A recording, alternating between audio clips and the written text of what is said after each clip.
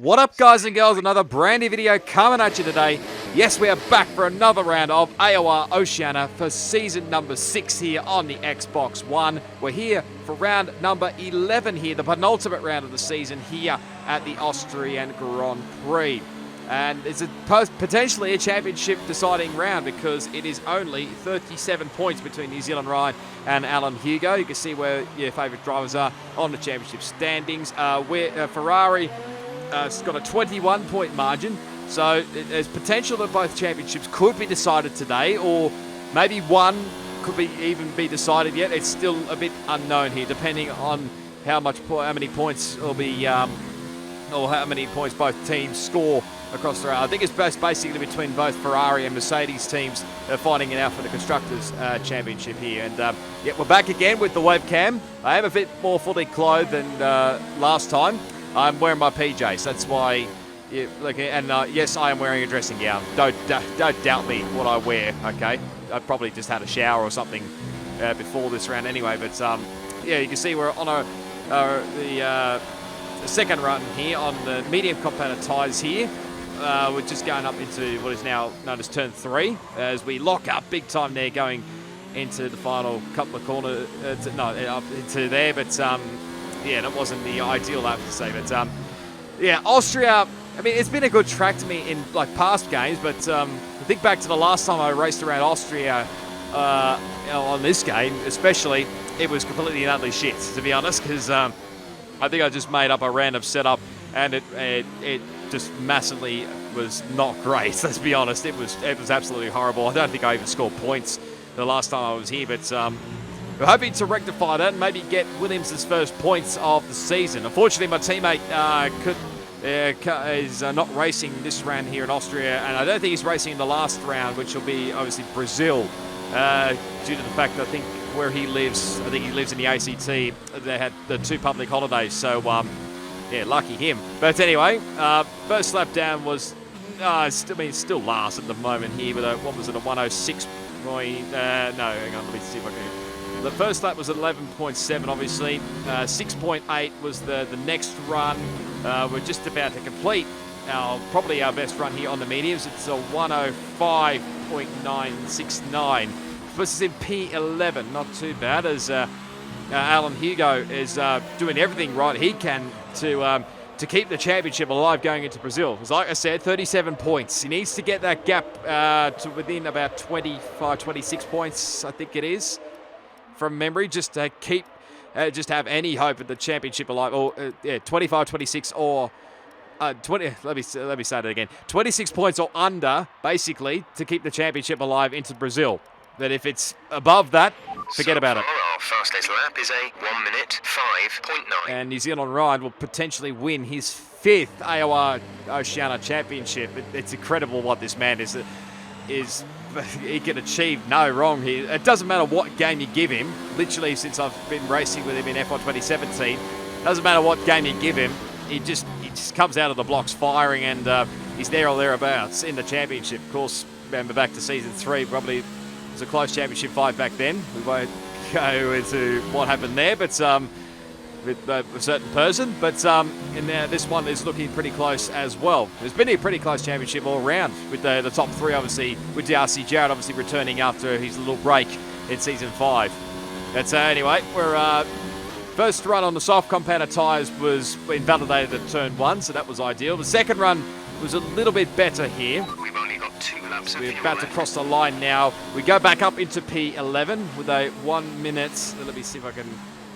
105.0, so we're literally close to the 4s around Austria, which is not too bad. I mean, it probably didn't matter too much whether I started inside the 10 or outside the 10, because it's a pretty simple strategy around this joint as well. As I was busy doing some other things. Unfortunately, Mitchie had some issues with the lobby, I think, from memory. I don't think it was his internet. Our best lap so far is a 1.5.0. Yeah, so he was having some major drama. I think he just randomly got kicked out of the lobby for some unknown reason. Don't know why. It seems to happen in F1 games no matter what. But thankfully, I think he rejoined either just at the end of qualifying or before the race began. So he was pretty lucky in the end to do that. But we've got about a minute left to go here. We're just letting everybody out of the road here who's maybe either on a flyer or about to start one, as there's giving a little bit of a slipstream there to Master Berserk there. I think he was on a flying lap here for the final run, and literally just giving myself every little bit of space I can get here. There's Alan Hugo in the foreground there. I also had to wait a little bit for Laggy, because I think he was possibly on a flyer and didn't give me much time at all. I was literally, it was by a fine-tooth comb that I just managed to cross the line with only 1 second left on the clock. So it was pretty lucky in the end. But this is my quickest lap here around the Red Bull Ring into turn 1. Nice run through there. Didn't corner cut, so that was an added bonus. Up through what is affectionately known as turn 2. I don't know why, but anyway, into turn 3. Brake as deep as you dare. Nice and close to the apex there. But don't get on the power too early, which was nice and run there. That was Deasy, I think it was, in the McLaren, who's a reserve, filling in for this week. Death Bros, I think, has just given up in this game. And to turn 4 we go. Nicely run over the apex here. I ran wide a little bit a couple of times on my laps previously, so it was a much better run through there. Now to turn 6, I should say. I didn't have the greatest of runs through there like in the first time, and we're down a little bit in the red, but I was a little bit worried. But I think I make it all up in the last sector. Alan Hugo, I think's bailed out of his lap here because it might have made an error, but literally just had to give him my absolute all these final couple of quarters here in the penultimate corner. Don't run it out too wide because you'll invalidate your lap time. We cross the line and we go into P10 with that lap time, so it was pretty lucky in the end that we did. We went about 3/10 quick in the end with a 1:04.698, which put us in P10. But that is Alan Hugo that does get pole position ahead of DRC Jarrett and New Zealand Ryan. So it is very close between those top 3. And it's going to be an interesting battle, that is for sure, all the way down to Broken Reptile in position number 19. But it's time to go racing here for the penultimate round, the Austrian Grand Prix.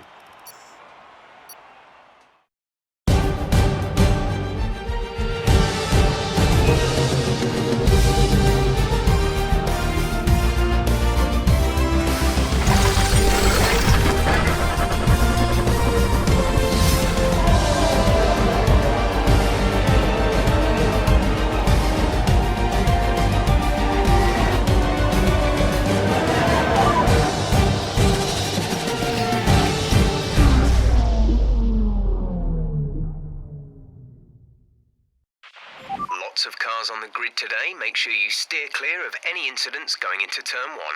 That's the plan, Jeff. Welcome back, guys and girls, to the grid for the Austrian Grand Prix. Under a little bit overcast skies, but it is going to be fine for the whole race anyway.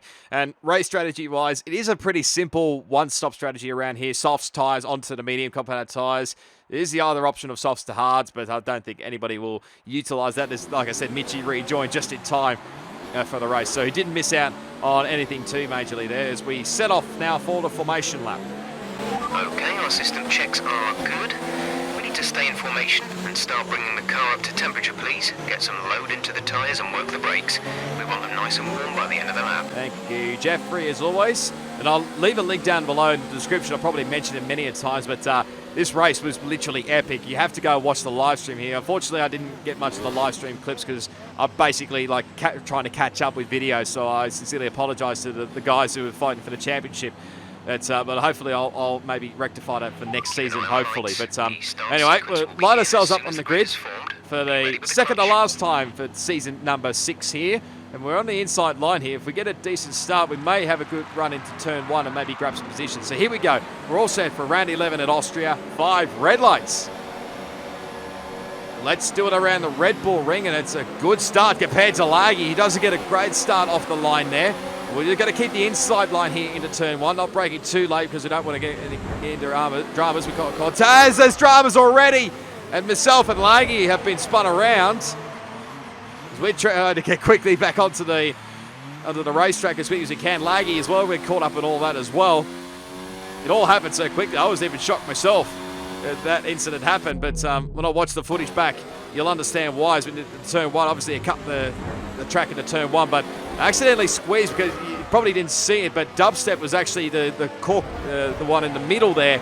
Fortunately, I think I squeezed him a little bit too much there in the end, and unfortunately myself and Laggy we've ended badly there, and I think it's actually worse for Lagi. I think he's ended up with front wing damage. So I apologise to Dubstep because he was in the same party as myself as that's LSM the Butler, who's way off the track there. I think potentially he and Penske may have come together in that drama. I'm not 100% sure there, but yeah, I apologise to Lagi after the race, and I apologise to Dubstep during the party check because he's in the party. Is that Matt that goes straight into the pit lane there? He was having, I think, some front wing damage. There's a couple of guys already in the pit lane. Oh, Deezy's around as well. So we've already made up majority of the spots there. So we're back up into P14. The other driver, I think, in the pits was Broken Reptile in the Renault. So a few guys already been caught up in drivers already as we're now trying to make our ways back through the field as quick as we can. We go up the inside here, having a look up the inside of Frizy in the Toro Rosso, and he doesn't put up much of a fight there. We were in the same party. There was a few of us in the same party together, so made it pretty simple there in the end. But next up for us is we go to catch up to Poms for the win 87 in the Haas for this race. But I've got to make hay while the sun shines here as the DRS gets enabled here.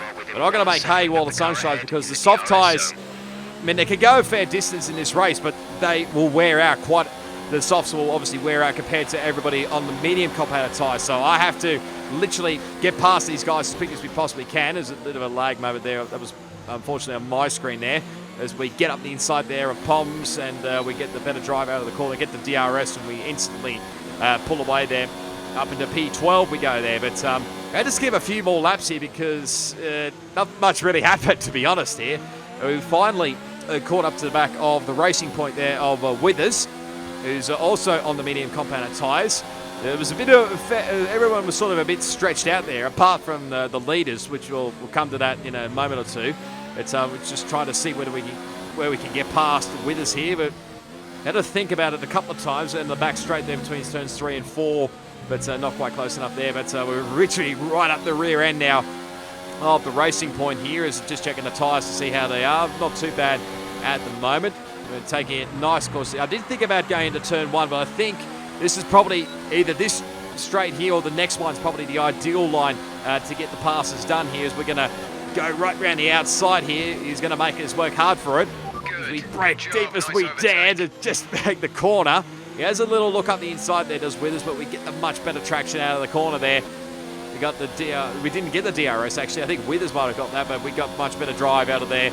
Probably a bit of a difference in setups as well, but yeah, we get the move done and we're up into P11. Next up is Brazuca, who's got a little bit of a battle group in front of him there. Let's have an update. They're on old mediums. Their tyres are 6 laps old. The time last lap was a 1 minute 9.1. You're falling back by 1/10 a lap. Just checking our updates to see whether Brazuca had any penalties, which he doesn't at this stage. There's yellow flags for, I can't remember. I think that may have been for the other Pink Panther of New Zealand Venom. I think he may have had a little maybe spin there. He's dropped away a little bit as well. But Lagi fortunately retired from the race on that last lap you saw, and there's his car literally just parked out there on the road. Nice place for it to park, but again, I apologise, Lagi.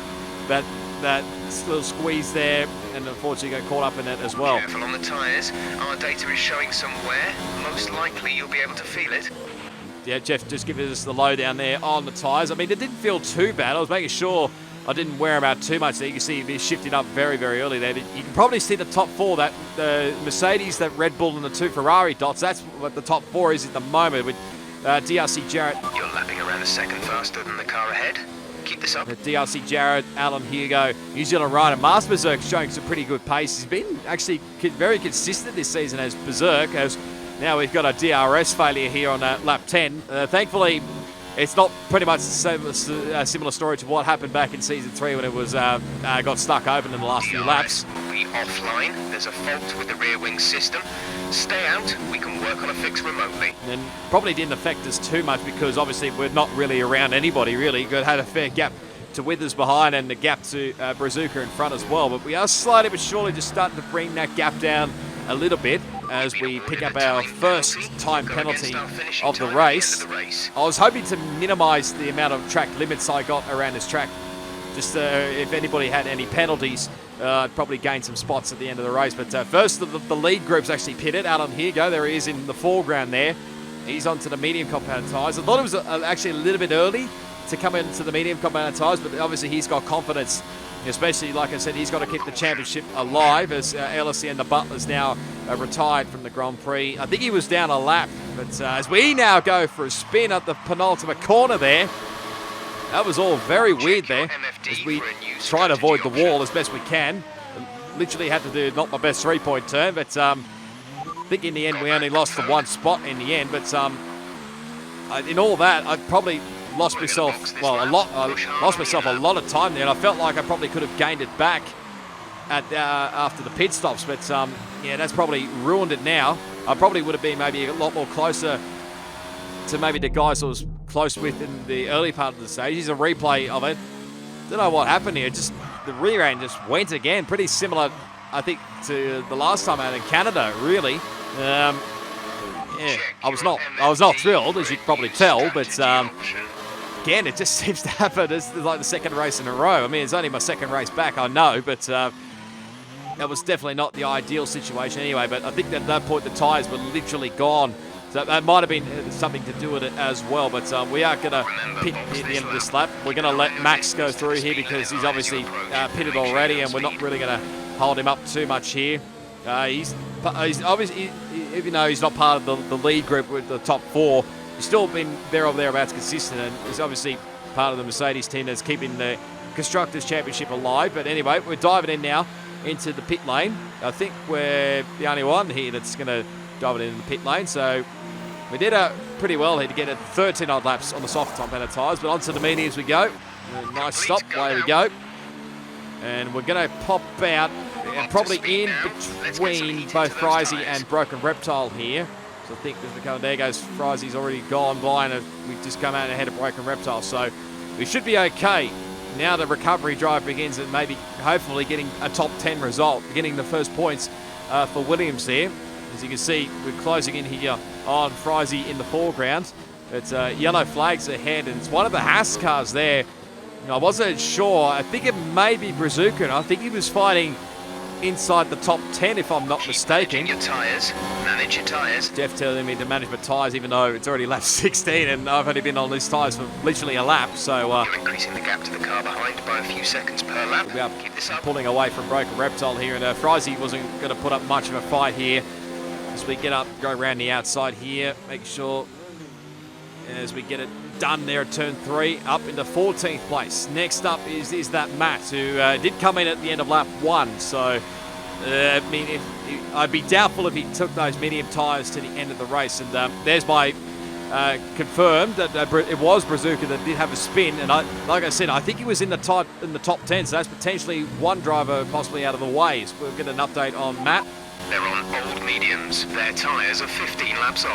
The time last lap was a 1:09.4. You're closing in by around 1.4 seconds a lap. They have a time penalty of 3.0. Okay, so we're pretty much equal on the time penalty situation. But like I said, he came in at the end of lap 1, I think, for front wing damage. And obviously he went on to the medium compounded tyres. If he'd probably made it come in on the hards, maybe he could have potentially gone into the end of the race. But yeah, I'll be really doubtful if I think he mentioned it in the party chat. I think he had to come in for another stop there. And he's battling away here in the foreground. You can probably just see it there in the foreground with the other Haas, that is Poms to the win 87.